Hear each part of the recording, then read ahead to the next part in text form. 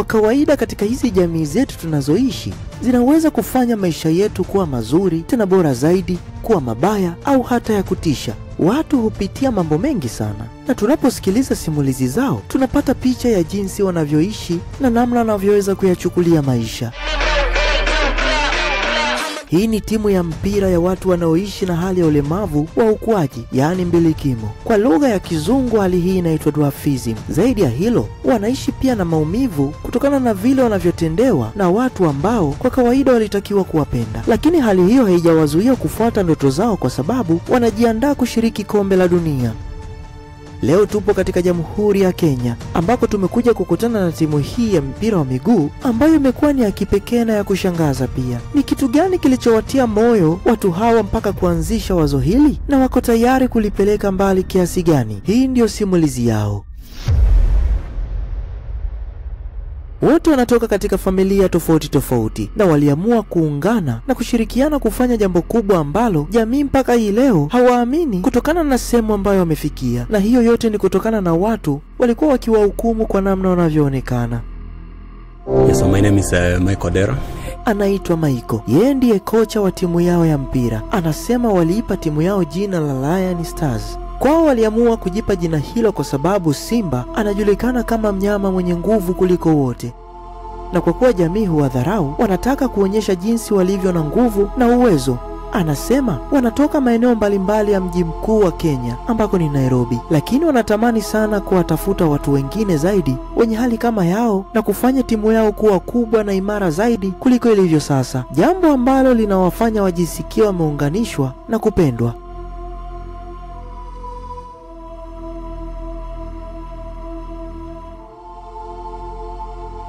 My name is Ruth Mweni. I'm the founder of Short Stitch Society of Kenya. Anaitwa Ruth Mweni. Yeye ndiye mwanzilishi wa shirika hili la watu wafupi zaidi Kenya.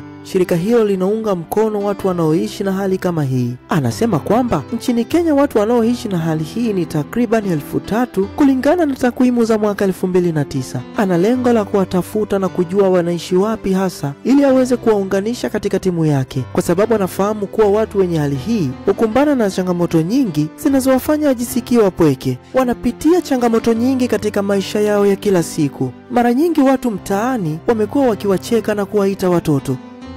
Wanapohitaji kupanda usafiri wa umma, hali huwa mbaya zaidi, kwani ni vigumu kwao kupanda magari haya. Wanapowaomba makondakta kuwasaidia, mambo huwa mabaya zaidi, kwani baadhi yao hushika sehemu mbaya kwenye miili ya wanawake wenye hali hii kwa kisingizio cha kuwainua kwenye magari. Mara nyingi wamekuwa wakiwashika makalio wakidai wanawasaidia kupanda. Yeye anaona hili kama udhalilishaji na unyanyasaji pia, na hii ndio sababu anataka wote waje pamoja na kuunda jamii ambayo watajisikia huru na salama, na pia watajiona kama jamii ambayo watakuwa na nafasi ya kuishi kwa amani na furaha. Hiyo ndio ndoto yao kubwa.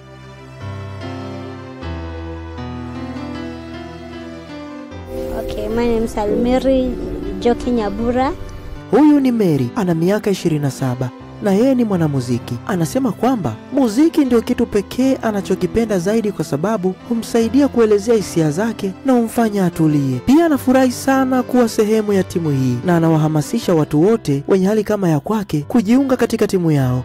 Alizaliwa katika familia ya watoto 4, wavulana 2 na wasichana 2, lakini wavulana ni warefu na wa kawaida kabisa, ili hali wasichana ndio waliozaliwa na hali kama hii. Ni hali ya kurithi, na hana uhakika kama watoto wake watarithi hali hiyo au la.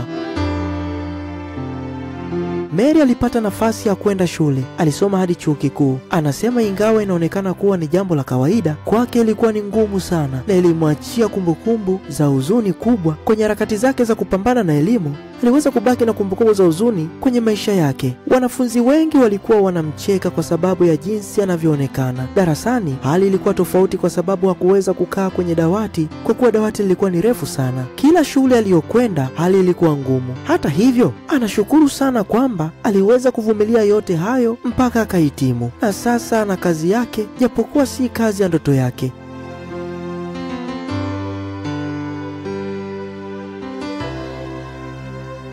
My name is Esther Muthoni. Huyu ni Esther, ana miaka 27 na ni mama wa mtoto mmoja mwenye umri wa mwaka mmoja. Zaidi ya hilo, yeye pia ni mwanafunzi wa chuo kikuu na anakumbana na changamoto zile zile ambazo Mary alipitia, lakini kila siku anaendelea kuwa na matumaini makubwa.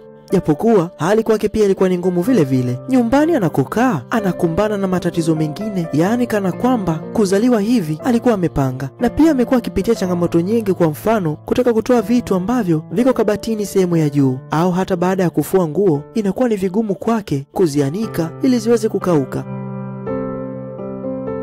Anapojikuta katika hali kama hiyo, huwa anawaita majirani wamsaidie, lakini anasema kuwa kwa kuwa huu ni mji wa Nairobi, umekuwa ni mji wa mishemishe. Mara nyingi huwa wanakataa kumsaidia na humwambia kuwa anapaswa kuwalipa kwa sababu na hawawezi kufanya kazi bure. Hili humuumiza sana, na kwa kuwa hana njia nyingine ya kufanya, huishia kuwalipa kwa sababu ni lazima nguo zianikwe. Na haya ni baadhi ya mambo yanayofanya maisha yake kuwa magumu zaidi na zaidi.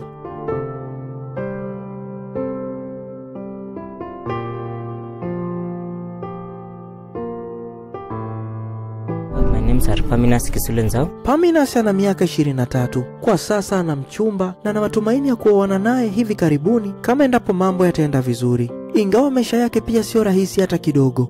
Na kwa kuwa yeye ni mwanaume, hali huwa ngumu zaidi. Alisoma, lakini kila anapoenda kutafuta kazi imekuwa ni ngumu sana kupewa nafasi. Watu hawasikilizi kabisa anachosema, na kabla hajafungua mdomo au kutoa vyeti vyake, watu wanakuwa tayari wameshampa majibu kwamba hamna kazi, na hiyo ni kutokana na muonekano wake. Na anasema ni sehemu nyingi sana amepitia changamoto hiyo. Kujiunga na timu hii ya mpira kumemsaidia sana, kwa sababu amekuwa akiungana na watu ambao wana changamoto kama za kwake, na hiyo humfanya ajisikie vizuri sana, kwa kuwa anajua kuwa watu hawa wanaelewa kwa dhati jinsi anavyojisikia.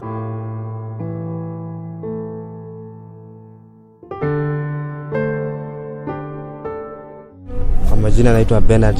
Anaitwa Bernard, ana umri wa miaka 27. Yeye ni mchezaji wa mpira katika timu hii, na wote wanasema kuwa ana kipaji kikubwa sana, na yeye ndiye kapteni wao katika timu yao. Yeye pia hukumbana na changamoto zile zile kama wenzake, lakini watu wanapomcheka au kumkejeli, yeye huchagua kukaa kimya na kubaki na mtazamo chanya, kwa sababu hana la kufanya kubadilisha hali hiyo. Kama timu, kuna muda wanasema wanapitia changamoto kwa sababu wanakuwa na mpira ambao ni mkubwa sana, hivyo kulingana na vimo vyao wanakuwa wanapata shida sana wanapocheza. Mipira wanayohitaji ni vigumu kuipata, lakini wanatumaini kuwa siku moja watapata wadhamini katika timu yao na wataweza kusaidiwa yote hayo, na hiyo itakuwa ni baada ya wao kuthibitisha uwezo wao. Huwa wanakutana hapa kila Jumatano na Jumamosi jioni kuweza kufanya mazoezi. Kwa kawaida ni kundi kubwa sana lenye hali kama hii, lakini baadhi ya wachezaji wa timu hawakuweza kufika leo. Hata hivyo, tunatumaini kuwa siku moja tutakutana nao pia. Wanasema kuwa wana ndoto ya kushiriki mashindano ya kombe la dunia kwa watu wanaoishi na hali kama hii, na kutokana wanafanya mazoezi mengi pamoja na bidii, wanatumaini kuwa siku moja watafikia huko. Imani na lengo hilo ndilo linalowafanya waendelee kufanya mazoezi kila siku. Ndoto haigeuki kuwa kweli kwa uchawi, bali inahitaji jasho, kujitolea na kufanya kazi kwa bidii. Mpenzi mtazamaji wa Afrimax, kutokana na kisa hiki, wewe una lipi la kusema? Tuwekee komenti yako na tutajadili. Asante kwa kutazama. Mimi ni Francis na hii ni Afrimax. Usisahau kusubscribe ili uwe wa kwanza kupata video zetu.